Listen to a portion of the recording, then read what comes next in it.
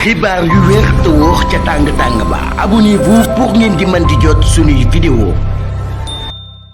jërë ngeen jëf ci ànd gi ak ñun ci chaîne bii di Buzz 221 HD Fadam 2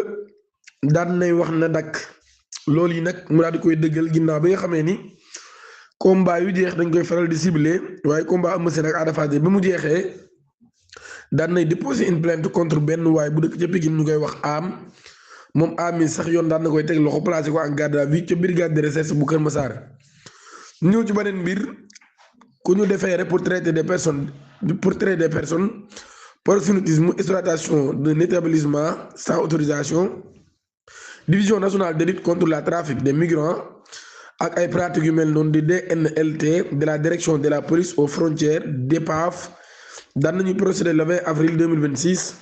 la conduite au parquet d'un individu pour traite des personnes, exploitation sexuelle, proxénétisme,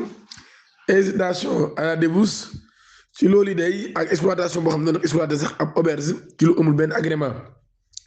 Procédure mi ngi am ginnaaw opération bu commissariat spécial de Rosso daal di def daal di daaneel koo xam ni moom mii day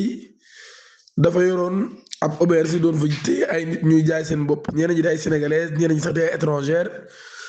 ci loolu yi ñu doon jaay seen bopp ci ab auberge boo xam ni tudd auberge la Waalo nekk ci Rosso Sénégal biñ ko jàppee ci siège bi day li nga xam ñoom lañ jàpp loolu lañ xamle muy doon nañ fay journée 16 000 francs ci boobu la auberge ngir mën faa jaay seen bopp waaye mën di fa recevoir seen ay clients